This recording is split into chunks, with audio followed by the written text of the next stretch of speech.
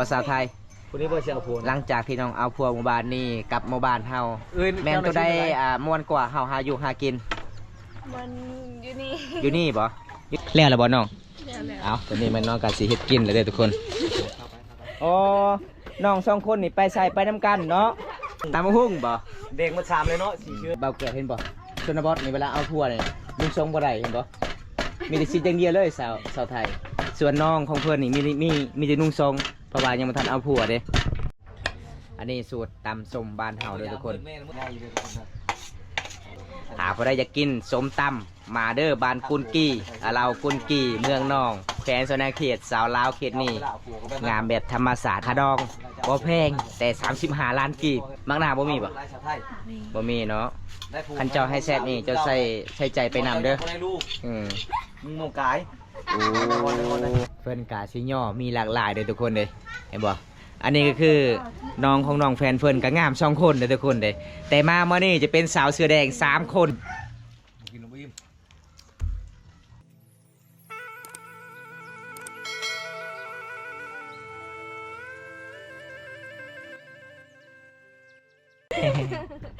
สบายดีเด้อน้องสบายดี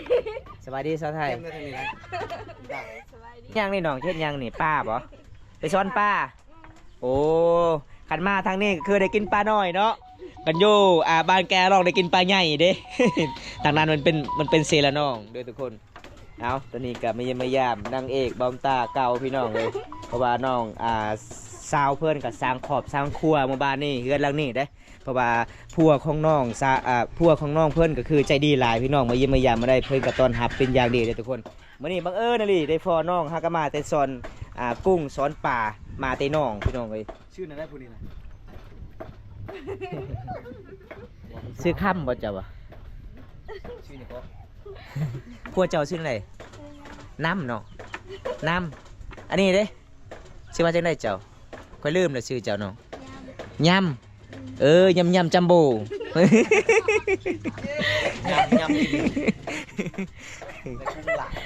ได้กุ้งหลาย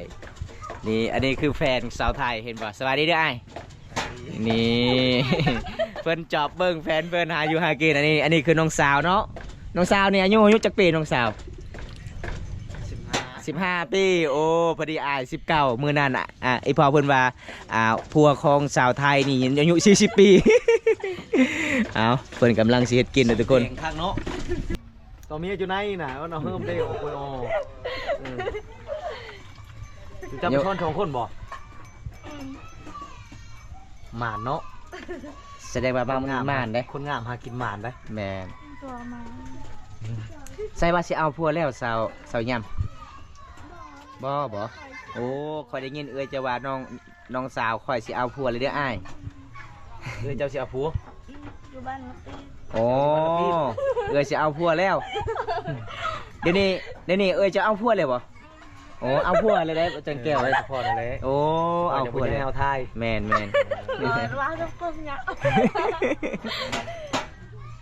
เจ้าจะเอาอยู่บ้านละปีกันแม่นบ่บ่ต้องบ่กะย่าบ่เจ้าจะไปอยู่พุ่นแล้วเจ้าไปช่วงนอน2 คืน 3 คืนอยู่หั่นผู้ว่ามาล่มได้เลยมักง่ายแถวนี้เลยล่มกันพ่อช่วงชะมือก็อามาแต่งงานเลยแม่ไหวชำนั้นก็มีนะแมนเอาพี่น้องหลังจากที่เฮาเดินทางมาจากบ้านละปีดเดินทางบ้านอันลาวก็ต้องแวะมาหาสาวไทยเด้อทุกคนที่14หลายคนได้รู้จักเพราะว่าเมื่อเยี่ยมย่ามเมื่อใดน้องกะตอนหับเป็นอย่างดีเลยบอกพี่คุยพี่น้องหย่อผ้าขาวให้กินอันนี้คือน้องของผัวเพิ่นหรือว่าแฟนของเพิ่นพี่น้องเห็นบ่ข้าเจ้ากับกำลังซอยกันเฮ็ดกินนึ่งข้าวเป่าไฟยามแรงในมุดกาดใช่ไหมไม่ปลาลกภาษาไทยคนนี้บ่เสียผัวหลังจากที่น้องเอาผัวหมู่บ้านนี่กับหมู่บ้านเฮาแม่นตัวได้ม่วนกว่าเฮาหาอยู่หากินมันอยู่นี่บ่อยู่นี่หากินง่ายบ่โอ้มันจะเป็นห้วยน้อยๆเนาะหากินง่ายอยู่บ้านเฮาจะเป็นห้วยใหญ่เด้เป็นเซละน้องกันเลยปลามันอยู่กลางลึกสาวยำเมื่อได้เจ้าสาวผัวเจ้ามีคนมากอ๋อทางหลังอันท้ายมีคนมากกับเจ้าก็สิเอาคือกันบ่โอ้เจ้าเป็นลูกสาวหลาเนาะ ขาดองน่าจะแพงอยู่ได้ลูกสาวหลาได้ ลูกสาวหลาขาดอง15 ล้านเด้อมื้อหน้าเด้อ ก็คือนางเอกบาวตาเด้ก็คือ15 ล้านเด้ออายเจ้าให้ หยอกเด้อทุกคนขาดองน้องสาวไทย25 ล้านเด้อทุกคนเลยแล้วล่ะบ่น้อง แล้ว เอาตอนนี้มันน้องกันสิเฮ็ดกินแล้วเด้อทุกคนอ๋อน้อง2 คนนี่ไปใส่ไปน้ำกันเนาะ โอ้ส่วนเอื่อยเพื่อนกำลังตำข้าวมันตำข้าว ตำหุ้ง ตำหุ่งบ่ เด็กมาชามเลยเนาะสีเชื่อนี่เนาะเจือจ้าขนาด เออ ไปแต่เอานี่จะเอา เนาะเสาไทยเนาะเจ้าอยู่ ผู้นี้นะ จะอยู่เฮือนเรื่องนี้เจ้าก็ยังมีคู่เนาะมีหมู่คู่ได้เพราะว่าอยู่บางแกก็ร้องก็มีสาวไทยสาวจ้าง นี่นะคูดบ่น่ะ สาวโทรมาบ้านนี้ได้หมู่คู่อีกกับสาวย่ำ ไอ้กระยากไอ้ดังเต้นทั้งหมดน่ะโอ้ จะรอดเอา ตาล่างตาหนึ่งก็แหละเด้อแล้วคืออีโรคจะไหนล่ะถาม เอา ชื่อ จอยเนี่ยประดานเนี่ยนะ ถามชื่อบ่บอกเอาน้ำฮดได้นี่ใกล้จะฮอดปีใหม่เลยยังอีชกจำเดือนฮอดปีใหม่เลยฮดท่าได้ ว่าเราใจ ลึกโอเคในปั๊บไม่เบิดกระยากอ่ะโรคเรื่องใหม่เลยโรคแต่มาไรเอ้ย เอาเพื่อนกับสิตำหุ่งเพื่อนว่าโอ้ยอายชมคนนี่มารบกวนข่อยอีกแล้วข่อยตำบ่แล้วเด้อตอนนี้ ชาวใหญ่ชาวย่ำหมดน่ะชาวใหญ่พวกคุณน่ะ แม่นน้องนี่ใหญ่กว่าเอื่อยนะตำคอยเบิ่งนี่นะ ก็คือน้องกินป่าตลอดเลยหากินมื้อนี้กับม่านป่าส่วนเอื่อยกินแต่มักหุ่งเฉพาะใหญ่สาเนาะ เอาทุกคนอันนี้จะเป็นบ้านชาวไทยพี่น้องไงมาเยี่ยมมายามอันนี้คือน้องเพื่อนกำลังสิกินเลยพี่น้องเป็นบอกเขียดชนบทต้องเป็นนี่เวลาเอาทั่วนี่ต้องดุมั่นกลัวอยู่ในเฮือนในศาลเด้อ ทำหุ้งชูดเจ้าคือแซ่บเนาะบ่มีในคูดบอก ปลาชาวไทยเบิ้งเฮือนเจ้านี่มันติ่งเลยเนาะ ติ่งแห้งเลยเด้อีกประมาณยัง2-3 ปีมันก็สิอยู่บ่ได้เลยทุกคน แบบนั้นบ่แบบนั้นมันใหญ่พูดหนาบอลน้อยแบบนั้นให้เขาช่วยบอกโอ้ขอช่วยก็บ่ให้ได้สักคนหามุดเด้อ เอาตอนนี้น้องสาวไทยเพื่อนกำลังสีตำมักเฟียดแล้วก็สีแกงป่าทุกคนกับกุ้งมื้อนี้น้องชาวไทยพาน้องของน้องแฟนเพื่อนพาอยู่หากินได้เวลาเอาพัวต้องแบบนี้นะทุกคนในชนบทได้ เดี๋ยวเราจะบัตรอันไหนวะ ฝักขักเนาะลายจ้ะเนาะ เบิ่งผู้สาวมีลายในคอบ่เป็นธรรมดาเด้ ชนีใช่ เสน่ห์แรงอีหลีเมื่อนี้มี3 แดงแสดงว่าสาวเสื้อแดงของข่อยเด้อ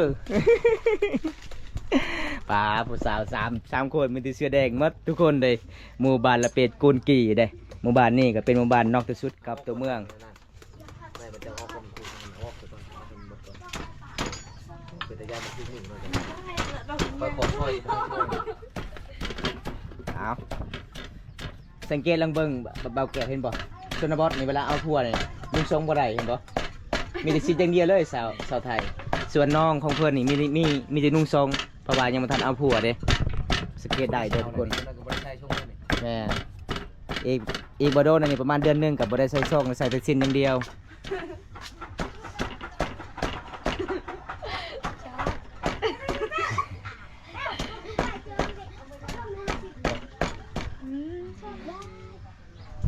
ยัง เป็นยังประเภทดอยตาบ่อไทยนะทางหลัง ถึกตาเลย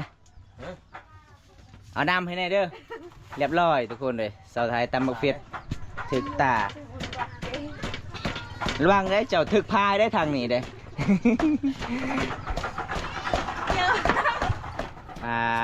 น้องเพิ่นยิ้มตลอด อารมณ์ดีตลอดทางนั้นเนาะ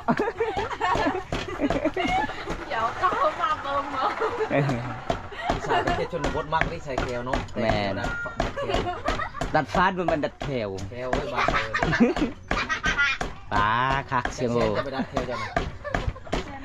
เสียงนึง คักน้องสาวเสียงหัวเจ้าคันเว่าคันเสียงรถเนี่ยจะเป็นเสียงรถใหญ่ๆเลยเด้ ป้าคักเสียงหัวนี่ แม่ชีเลื่อนแบบไม่แช่บอลในตำไว้ แม่น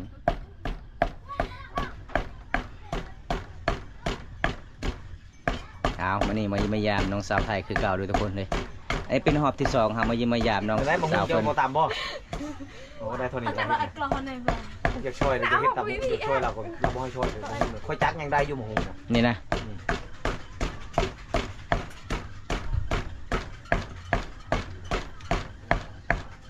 อเฮ็ดเราบ่เฮ็ดเราคือว่าเฮาเฮ็ดบ่เป็นได้หั่นใด สาวยำภาษาบ้านเจ้าเอิ้นมักหยังนี่อาปูนโอ้อาปูนมะกอกมะกอกอาปูน มากอะโปน มังอาปูนโปนเชิงตุปัตตะปูลเอาวันนี้มีสาวเสื้อแดง3 คนสาวเสื้อ4น้ำตาล1 คนแต่เสียงหัวเพื่อนนี่คักหลายฮ่าฮ่าฮ่าฮ่า ใช่เมื่อน่ะบ่นั่นน่ะบ่เฮ็ดมันคือหลายแท้ เอาสูตรสาวไทยเฮ็ดกินนี่ตั้งเก่งๆเลยพี่น้องเลยเพื่อนต้มน้ำให้มันฮ้อนก่อนให้มันพอดก่อนหลังจากนั้น เป็นบ่ให้กินนี่ น้องก็คือใส่ เป็นบ่จะไปกินนี่เป็นเลยเนาะ เป็นเนาะให้กินเนาะ เป็นอยู่ ใส่หลายแท้ไทยยามพิษดิ มือ หมดใส่จนหมดนั่นน่ะ โอ้ยมาเผ็ดเข้าปากเลย ไอมด ของแท้น้ำหมกเผ็ดสาวไทยของแท้เลย ใช่ละพังน่ะ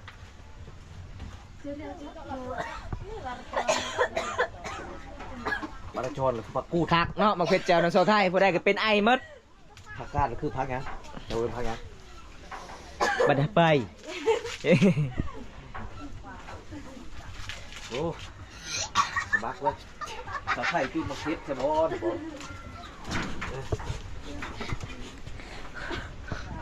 โอ้เลย รับไม่ได้ไม่ทาน คักเนาะหมกเผ็ดเนาะของแท้ได้หมกเผ็ดสาวไทยเลย เจ้าขี้คุยเนาะเจ้าผัวแล้วก็เดี๋ยวว้าวเนาะก็บ่ว้าวเลย เห็นว่าสิได้ผัวแล้วกันสิได้แบบสะไทยนี่ได้ผัวแล้วก็ยังว้าวน้ำเฮาอยู่ เป็นพี่เป็นน้องกันนะอันนี้ปิ้นหลังใช่ไหมจะให้เราสิว่าพี่น้องค่อยหลายเลยเขามั่งเงาปุตตา ระบายยัง เป็นพี่เป็นน้องกับเราอะ ระบายยังมาทันแต่งโตวเราหากันมาติป่าเด้เพิ่นว่า ถ้าแต่งตัวก่อน ถ่าติงโตวก่อน งามเสร็จกองเขาขอรอนั่นนี่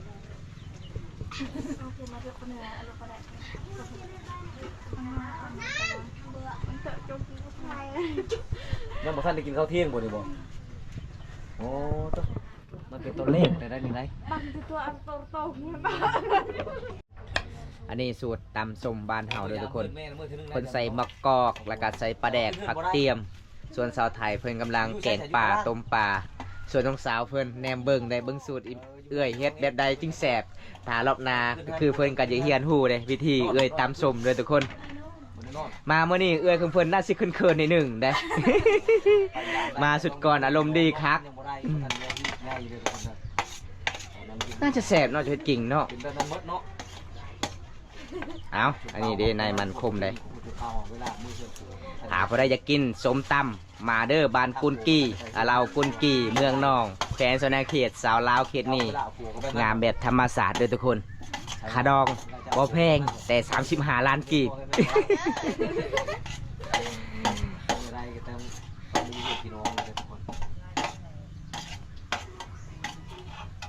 มักหน้าบ่มีบ่บ่มีเนาะคันเจ้าให้แซ่บนี่เจ้าใส่ใจไปนำเด้ออืม เจ้าได้ลูก เป็นยังไงไอ้ได้พอเจ้าเมื่อนั้นไปบุญกินงะเมาบ่อยู่บ้านละปิดบ่เมา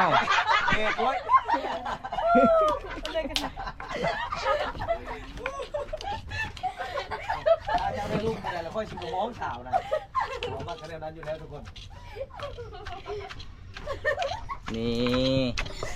ส้มตำสาวเขตชนบทเด้อทุกคนคักเนาะมาบานนี่อารมณ์ดีหลายๆคนเลยเป็นตะมวนเลยทุกคนเลยบางคนบ่เข้าใจนี่คนเวียดนามบ่แม่นเด้อทุกคนสาวลาวเด้อทุกคนอารมณ์ดีเลยพี่น้อง มวยบ้านเฮาทุกคนเด้อ แซ่บแซ่บไปบ้านจังได้แอมบ่ป้าคักไอ้เนาะเสียงจักรเจ้าน่ะเต็ดขนาดเลยเอาลองเบิ้งจักบาทเป็นยังไงอร่อยบ่แซ่บบ่ยางจางเกลือเค็มเกลือหรือว่าจังใดเค็มเกลือเอา พมอเนี่ยนี่พี่ครับนี่พมอนี่เอานี่บ้าบุตาบ้าลาตีบ้าบุตาเลย ตอนซ้อมแม่นภายในหนึ่งเขาสาวไทยเจ้าบ่อีแม่ตอนแรงคือเจ้าโอ้เอา อันนั้นพูดเจอมันเนาะ ตาอันนั้น แซ่บเนาะ เพิ่น แล้วคัก เพิ่นอยากเบิ่งผู้สาว เกาหลีได้ต้องชื่อญี่ปุ่นได้ใช่นะได้ชักชิโคแล้วนะ อืม ชักที่ใช่ญี่ปุ่น เอ็มแหล้ว อ่านได้ว่าต้องชื่อนครนะ อยู่แสดง อยู่เฉลี่ย อยู่ละบ่าวพุ่นตัวญี่ปุ่นได้ เอาพี่น้องเอ้ยมื้อนี้ก็มาฮอดเฮือนฮอดศาลสาวไทยแล้วเด้อทุกคนเพิ่นก็กำลังสิเฮ็ดกินเนี่ยทุกคนเป็นสาบ้านซองแฟนของเพิ่นประมาณซำนี้เลยพี่น้องบ่มีหยังเลยพี่น้องเอ้ยอันนี้เป็นเฮือนครัวพี่น้องหลังจากเอาพัวแล้วก็แบบนี้เนาะวิถีชีวิตบ้านเฮาเนาะต้องขยันกว่าจะในเฮือนเฮาเด้คันบ่ขยันนี่โอ้ยเดียวจะน้อยกับพัวไปส่งคืน โว้ทำเอาที่พูดกระยา สะโพกไม่เบิ้ลก็ยากไอ้ไม่ไปไม่เบิ้ลก็ยากเชอ เมิน น้องตะเบิ้ลเชื่อ เอาเรา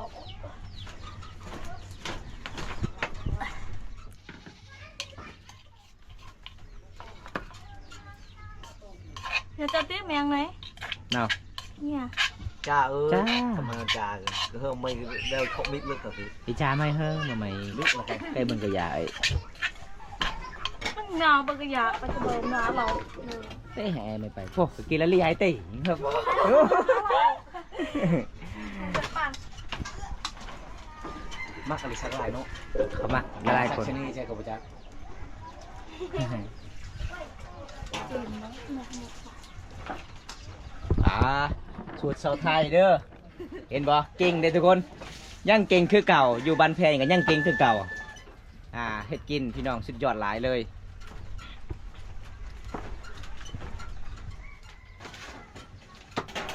อะไรยัง ไม่เชื่อ โอ้ระวังไม่จับแต่มันมันได้ เป็นหนัวพ่อใช่เป็นหนัว ดีแล้วเป็นว่า ใช่เองนะ ใส่เกียร์เพิ่นว่ามันเป็นเกลือเด้เกียร์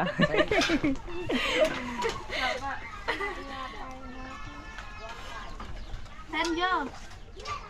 เอาสิสุกเลยเนาะจะเฮ็ดกินเนาะ 11เลยทุกคน มันไหม ไอ้ เจ้ายามเอ้ยเจ้านี่จักปีเอ้ยเจ้านี่17 ปีโอ้พอดีกับเสาไทยเลยเนาะเสาไทยกับ17 ปีเด้รุ่นเดียวกันกับเสาไทยเลยส่วนเจ้า15 ปีก็คืออย่าเอาเด้อขดองลายเด้15 ล้านเด้เอ้ยมียังในคอเจ้ายุ่งกัดบ่ฮะ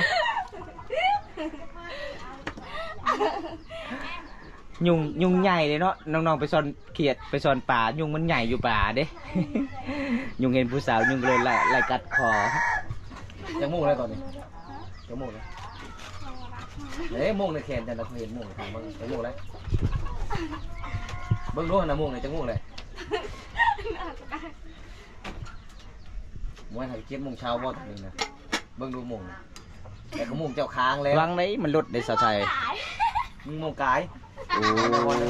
เอา โอ้ใช้บุ้งอันนึงเนาะ เก่ง เอาโม่หูเดียวเนาะ แมน หูนึงไปใช้ หักแล้ว หักแล้ว พิษกันกระโพจะโพดึงหูโมกไข่เดี๋ยวมันดึงหูมี่ ตอนนี้สวยงามกันรอถ่ายเอ้ยเพื่อนหิวเขาแล้วเพื่อนว่าหากันมาติป่าดิ ไปสอนเลยฮอดบ่สบู่นึงจะไปบ่โซไทยฮอดบ่โอ้คันใดมื้อชั่วโมงหนึงก็คือแสดงว่ากุ้งหลายอยู่เลยแถวบ้านเจ้าดิกุ้งคันซ้อนกลางเว้นยังบ่ได้เนาะคือหาไปซ้อนตอนนั้นยามกลางคืนปลากินไส้เดือนก็คือชาวไทยให้บอมตากินดิบปอ กินไส้เดือนเลยทุกคนมื้อนั้น คักสไตล์เฮ็ดกินซะโทเอามาแบ่งเขาดิน้องคือจะตักมาเลย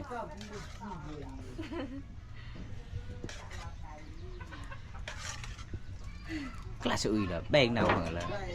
นี่มันจาเลยโดยเลยมันใส่ดาวเบอร์กันไปไปวันกัน นี่เห็นบ่ เจ้าบ่ได้ไปบ่ พอเข้าใจดีหลายเลยพี่ดองฮะ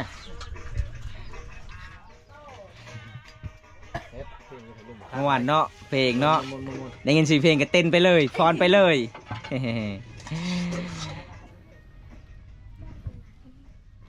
จมโตะเล อืม เนาะ เอาทุกคนตอนนี้เพิ่นกะสิย่อพาเข่าเด้จำตุ๊เลยเอาเอ้ยเพิ่นก็ใจดีแล้วบัดนี้เนาะ เอาน้องสาวเพิ่นก็เอาพาเข่าเด้ทุกคนเอาติ๊กเข่าใหญ่ๆต้อนรับแขกกินบ่เวลาแขกมาเยี่ยมมายามเมื่อใดก็ต้องเป็นมีเด้อทุกคนไปโอ้ยไปเมื่อใดบ่ผิดหวังเลยพี่น้องบ้านชาวไทยทุกคนเวลาแขกกินข้าวกินน้ำก็คือน้องกับสิ่งที่ปะบ่ได้น้ำล้างมือทุกคนเห็นบ่ชาวไทยยังคือเก่าพี่น้องยังหักแพงคือเก่าเขตชนบทบ้านเฮาเป็นหมู่คุปเปอร์จันโตะเอามาอันนี้คือสำหรับอาหารน้องย่อมานี่นะทุกคนโอ้มาบ้านชาวไทยทุกคนเฟิร์นกาชิย่อมีหลากหลายเลยทุกคนเลยเห็นบ่อันนี้ก็คือน้องของน้องแฟนเฟิร์นก็งาม2 คนเลยทุกคนเลยแต่มานี่จะเป็นสาวเสื้อแดง3 คนอีก ส่วนสาวไทยก็คือหัวใจบ่ว่างเลยเด้อมีคนคุ้มครองแล้วทางนี้นี่ แฟนเฟิร์นกะเบิ่งเฮากินข้าวกินน้ำย่อแขกพี่น้องเฟิร์นให้ลูกเพื่อนให้น้องสาวกินน้ำกันกับทีมงานเฮาเด้อทุกคนมากินข้าวน้ำกันเด้อเอิญเอฟซีกินข้าวเด้อเนาะจะโดยเด้อเอามาไปน้องน่าสิเขินเพราะว่าน้องกะเข้ากอกบำตาหากระซองเถื่อพี่น้องแล้วก็มาสาวไทยเขากินน้ำกันเลยน้องเอ้าหมุดจานโตหมุดเลยนี่พี่น้องกินความสามัคคีเด้อทุกคนมาแม่น้องสาวกินน้ำกันตัวนั้นคักเราไปตัวนั้นจ้าแล้วไหมหมดเหรอจานโตเหรอจ่าสมคีนะเยอะหมดเหรอตลอดแม่เลยไม่เหมือนจ่าหมดนั่นเพิ่มเลียวนะมันโตมันจ่าเด้ออันกระจามยังกันผัดเดียวนั่นไม่ได้บวงเหรอมานำเลยมาหมดแล้วแทนจ่าเลยหมดเยอะนี่ตัวงานอย่าตัวงานก็ได้เท่าไหร่มันอะไรจ่ากินน้ำอิ่ม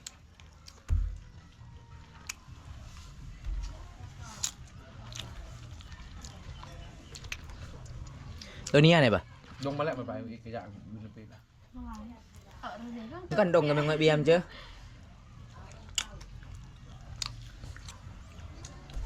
แล้วมันบนกระยาเลยมาแน่เราดงกระตะใช่ไหมมันต่างหันๆกันบ่สาวๆเดียนั่งเลยดงจะเอาระเบียง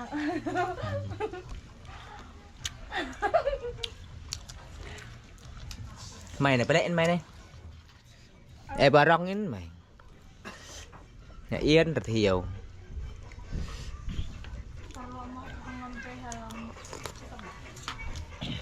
nói mình bữa nằng nào phê nó ngài luôn đang trộn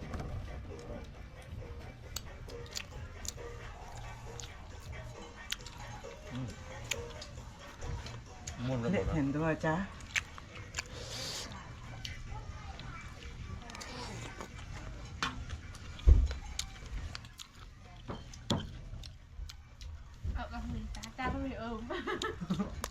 cha chào con cha nhưng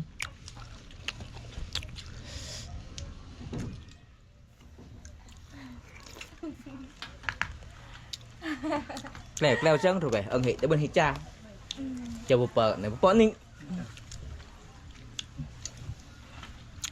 chờ mình chờ chừng xả lê tới bà lót มือนั้นชื่อได้มือนั้นน่ะจนมูดค่าบอลดมากมือนั้นน่ะ bởi là nó bé sai mày xả lê บัดกินลืมมือนั้นน่ะ bài pro gây chờ chẳng ôn trà nhé chờ một con chân tả ขันใจบอลดลืมไม่ได้สิ yêu lời trà này thôi